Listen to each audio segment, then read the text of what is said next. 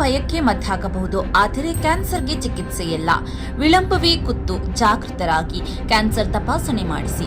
ಸಂಪರ್ಕಿಸಿ Nanjappa life care, Gadikoppa, ಸಾಗರ ರಸ್ತೆ, Shivamogga. 0818226730. Nanjappa hospitals, Makanur Basappa ರಸ್ತೆ, Davanagere. 081922601111.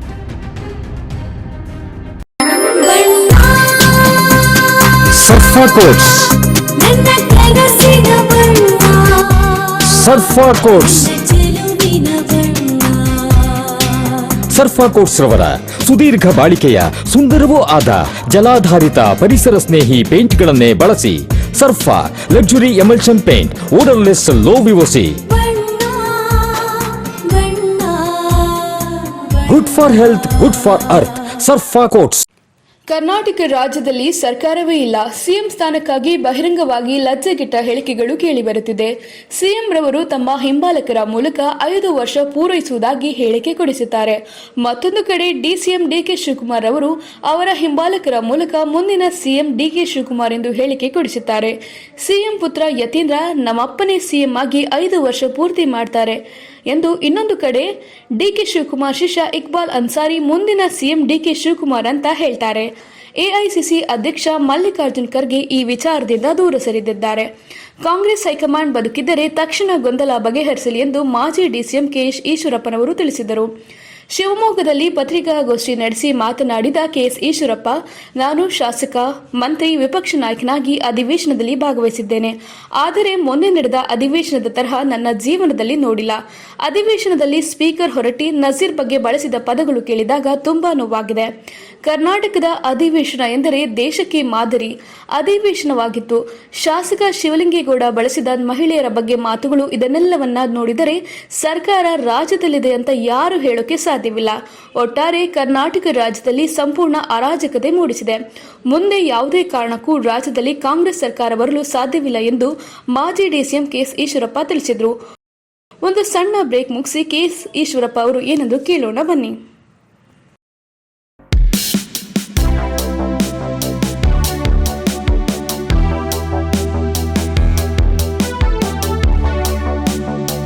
Looking for a little joy in every bite?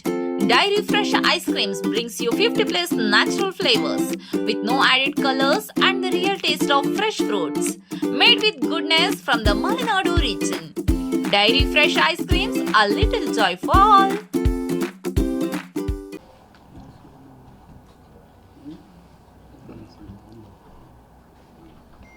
Karnataka ರಾಜ್ಯದಲ್ಲಿ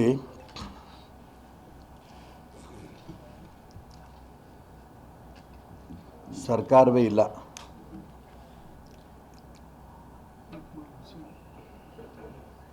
ಮುಖ್ಯಮಂತ್ರಿ ಸ್ಥಾನದ ಬಗ್ಗೆ ಬಹಿರಂಗವಾಗಿ ಲಜ್ಜೆಗೆಟ್ಟ ಹೇಳಿಕೆಗಳು ಬರ್ತಾ ಇದೆ.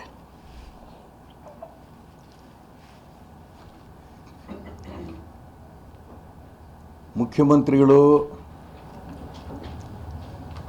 ಅವ್ರ ಪರವಾಗಿ ಅವರ ಹಿಂಬಾಲಕರ ಮುಖಾಂತರ ಹೇಳಿಕೆ ಕೊಡಿಸ್ತಾರೆ.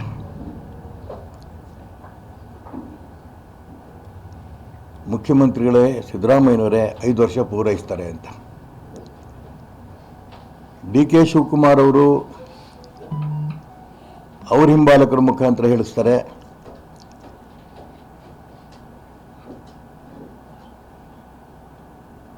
ಆದಷ್ಟು ಬೇಗ ಡಿ ಕೆ ಶಿವಕುಮಾರ್ ಅವರು ಮುಖ್ಯಮಂತ್ರಿ ಆಗ್ತಾರೆ ಅಂತ.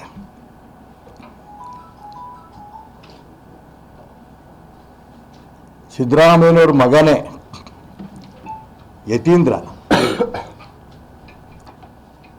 ನಮ್ಮಪ್ಪ ಪೂರ 5 ವರ್ಷನೇ ಇರ್ತಾರೆ, ನನಗೆ ಉನ್ನತ ಮಟ್ಟದ ಹೈಕಮಾಂಡ್ ತಿಳಿಸಿದೆ ಅಂತ ಅವ್ರು ಹೇಳ್ತಾರೆ. ಅದಕ್ಕೆ ಡಿ ಕೆ ಶಿವಕುಮಾರ್ ಉತ್ತರ ಕೊಡ್ತಾರೆ, ಯತೀಂದ್ರನೇ ನಮ್ಮ ಹೈಕಮಾಂಡು, ಅವ್ರು ಹೇಳಿದ್ದು ಸರಿ ಇರ್ಬೋದು. ಇತ್ಲ ಡಿ ಕೆ ಶಿವಕುಮಾರ್ ಶಿಷ್ಯ ರಾಮನಗರ MLA ಇಕ್ಬಾಲ್ ಅವರು ಹೇಳ್ತಾರೆ ಡಿ ಕೆ ಶಿವಕುಮಾರ್ ಅವರು ಮುಖ್ಯಮಂತ್ರಿ ಆಗ್ತಾರೆ.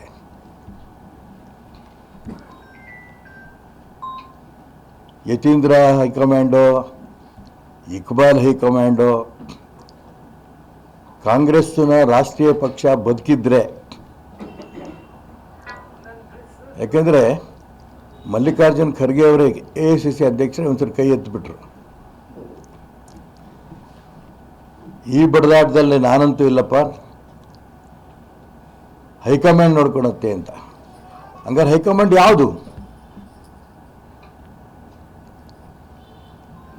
ಕಾಂಗ್ರೆಸ್ ಪಕ್ಷ ಬದುಕಿದೆಯಾ ರಾಷ್ಟ್ರ ಮಟ್ಟದಲ್ಲಿ?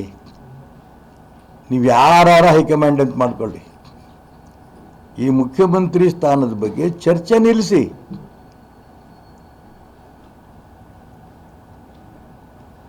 ಅವ್ರನ್ನೇ ಕಂಟಿನ್ಯೂ ಮಾಡೋದರೆ ಮಾಡ್ಕೊಳ್ಳಿ, ಇನ್ನೊಬ್ಬ DK ಶಿವಕುಮಾರ್ ಮಾಡ್ತಾರೆ ಮಾಡ್ಕೊಳ್ಳಿ, ಯಾವ ದಾಸನ್ನಾರು ಮಾಡ್ಕೊಳ್ಳಿ.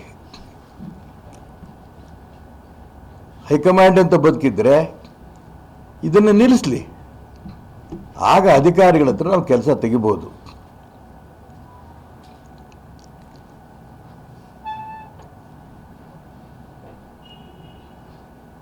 ಒಂದು ಉದಾಹರಣೆ ಕೊಡ್ತೀನಿ ನಾನು. ಶಿವಮೊಗ್ಗದ ಯಲುವಟ್ಟಿ ಕೆರೆ, ನಾನು ಸಣ್ಣ ನೀರಾವರಿ ಸಚಿವರಾದ ಬೋಸರಾಜ್ ಅವ್ರ ಹತ್ರ ಮಾತಾಡಿದೆ. ನಮ್ಮ ಪೂಜ್ಯ ಆನಂದಪುರಂ ಬೆಕ್ಕಿನ ಕಲ್ಮಠ ಸ್ವಾಮಿಗಳು ಇದೊಂದಿಷ್ಟು ಈ ಕೆರೆಯೊಂದು ಅಭಿವೃದ್ಧಿ ಮಾಡಿಸ್ಕೊಟ್ರಪ್ಪ, ಇದೆಲ್ಲ ಒಂದು ಯಾರೋ ಒತ್ತುವರಿ ಮಾಡಿಬಿಡ್ತಾರೆ ಅಂತ. ನಾನು ಹಿರಿಯರಾದ, ನನಗೆ ಆತ್ಮೀಯ ಸ್ನೇಹಿತರಾದ ಬೋಸರಾಜ್ ಸಂಬಂಧಪಟ್ಟ ಮಂತ್ರಿಗಳು ಮಾತಾಡಿದೆ. ನಾನು ಮಾಡಿಸ್ಕೊಡ್ತೀನಿ ಅಣ್ಣ, ಅದ್ರ ಕಳಿಸಿ ಅಂತ ಎಸ್ಟಿಮೇಟು ಅದೆಲ್ಲ ಕಳಿಸೋದ್ರು. ಸಂಬಂಧಪಟ್ಟ ಅಧಿಕಾರಿಗಳಿಗೆ ಅವತ್ತು ಹೇಳಿ ತರಿಸ್ಕೊಂಡು ಸ್ಯಾಂಕ್ಷನ್ನೂ ಮಾಡಿಕೊಟ್ರು, 1.5 ಕೋಟಿ ರೂಪಾಯಿ. ಟೆಂಡರೂ ಕರೆಯೋರು, ಒಬ್ಬರು ಬರಲಿಲ್ಲ ಟೆಂಡರ್ ಹಾಕೋದಿಕ್ಕೆ. 1-2-3 ಜನ ಕಾಂಟ್ರಾಕ್ಟರ್ಗಳ ಹತ್ರ ನಾನೇ ಮಾತಾಡಿದೆ, ಯಾಕಪ್ಪ ನೀವು ನಮ್ಮ ಸರ್ಕಾರ ಇದ್ದಂಥ ಸಂದರ್ಭದಲ್ಲಿ ನನಗೆ ಬೇಕು ಅಂತ ನೀವು ಟೆಂಡರ್ಗೆ ಹಾಕ್ತಾಯಿದ್ರಿ, ಕೆಲವರು ಬಿಲೋ ಹಾಕ್ತಿದ್ರಿ, ಏನು ಕತೆ ಇದು ಅಂತ. ಸರ್, ಟೆಂಡರ್ ಹಾಕಿ ಕೆಲಸ ಮಾಡಿಬಿಟ್ರೆ ಪೇಮೆಂಟ್ ಬರಲ್ಲ ಸರ್.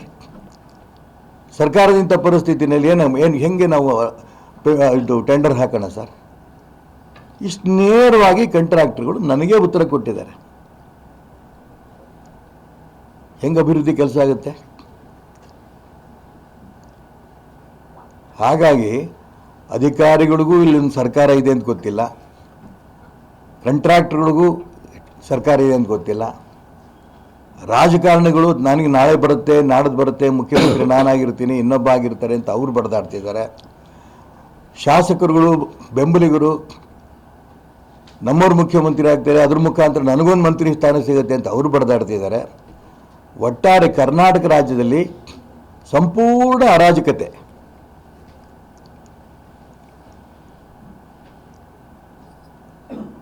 ಮೊನ್ನೆ ವಿಧಾನ ಮಂಡಲದ ಅಧಿವೇಶನ, ನಾನು 5 ಬಾರಿ MLA ಆಗಿದ್ದೇನೆ, ಒಮ್ಮೆ ವಿಧಾನ ಪರಿಷತ್ ಸದಸ್ಯನಾಗಿದ್ದೇನೆ, ವಿವಿಧ ಇಲಾಖೆಗಳ ಮಂತ್ರಿನೂ ಆಗಿದ್ದೇನೆ, ವಿರೋಧ ಪಕ್ಷದ ನಾಯಕ ಆಗಿದ್ದೇನೆ, ಉಪಮುಖ್ಯಮಂತ್ರಿ ಆಗಿದ್ದೇನೆ.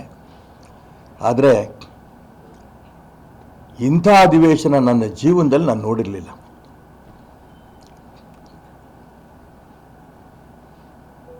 ಅಲ್ಲಿ ಬಳಸ್ತಾ ಇರೋಂಥ ಭಾಷೆಗಳು, ಶಾಸಕರುಗಳು ಬಳಸ್ತಾ ಇರೋಂಥ ಭಾಷೆ, ರಸ್ತೆಯಲ್ಲಿ ಹೋಗಂತ ಯಾರೋ ಕುಡ್ಕ ಮಾತಾಡಿದ್ರೆ ಅವ್ನಿಗೆ 2 ಕೊಟ್ಟು ಆ ಕಡೆ ಸರ್ಕು ಅಂತ ಹೇಳ್ಬೋದು. ವಿಧಾನ ಮಂಡಲದಲ್ಲೇ, ವಿಧಾನಸಭೆ, ವಿಧಾನ ಪರಿಷತ್ತಲ್ಲೇ ಬಳಸ್ತಾ ಇರೋಂಥ ಪದಗಳನ್ನು ನೋಡಿದಾಗ ಸ್ಪೀಕರ್ ಬಳಸಿರೋಂಥ ಪದ,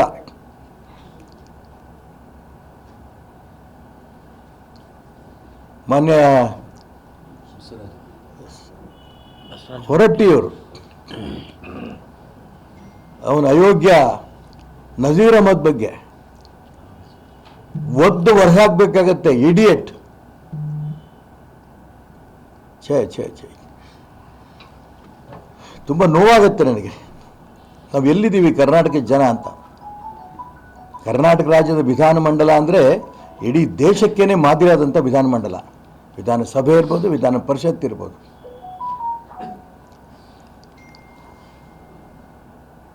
ರಾಜ್ಯ ಜನ ಕಾಂಗ್ರೆಸ್ ಸರ್ಕಾರದ ಎಲ್ಲ ನಡವಳಿಕೆಗಳನ್ನು ನೋಡ್ತಾ ಇದ್ದಾರೆ.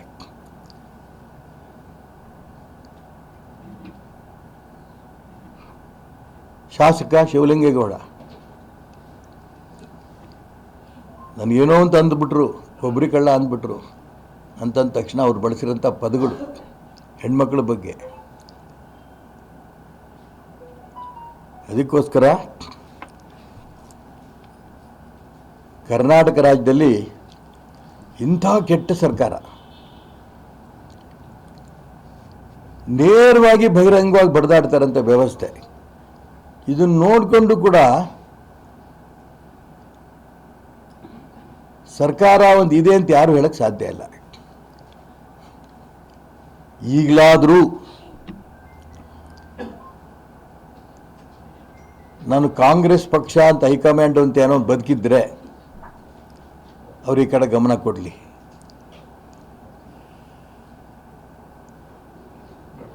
ಏನು ಮಾಡಬೇಕು ಅವರೇ ಮುಂದುವರಿಸ್ತಾರೋ ಮುಂದುವರಿಸ್ಕೊಳ್ಳಿ, ಬದಲಾವಣೆ ಮಾಡಿ ಡಿ ಕೆ ಶಿವಕುಮಾರ್ ತರ್ತಾರೋ ತರಲಿ. ಅವರ ಉಳಿದಂಥ ಶಾಸಕರಿಗೆ ಬಾಯಿ ಮುಚ್ಕೊಂಡಿರ್ರಿ ಅಂತ ಹೈಕಮಾಂಡು ಹೇಳಾಯ್ತು, ಉಳಿದೆಲ್ಲ ನಾಯಕರು ಹೇಳಿರೋದು, ಯಾರು ಬಾಯಿ ಮುಚ್ಕೊಂಡಿಲ್ಲ, ತಮಗೆ ಬೇಕಾದಂಗೆ ಮಾತಾಡ್ತಿದ್ದಾರೆ.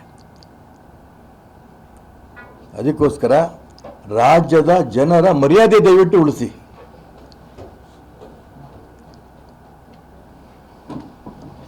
ಯಾವತ್ತೇ ಅಸೆಂಬ್ಲಿ ಚುನಾವಣೆ ಬಂದರೂ ಕೂಡ ಇನ್ನು ಕರ್ನಾಟಕ ರಾಜ್ಯದಲ್ಲಿ ಕಾಂಗ್ರೆಸ್ ಅಂತೂ ಬರೋಕ್ಕೆ ಸಾಧ್ಯ ಇಲ್ಲ, ಕಾಂಗ್ರೆಸ್ ಸರ್ಕಾರ ಬರೋಕ್ಕೆ ಸಾಧ್ಯ ಇಲ್ಲ. ಇದ್ರ ಬಗ್ಗೆ ರಾಜ್ಯ ಜನ ತೀರ್ಮಾನ ತಗೋತಾರೆ ಅನ್ನೋಂಥ ಎಚ್ಚರಿಕೆ ಈ ಸಂದರ್ಭ ನಾನು ಕೊಡೋಕ್ಕೆ ಇಷ್ಟಪಡ್ತೇನೆ.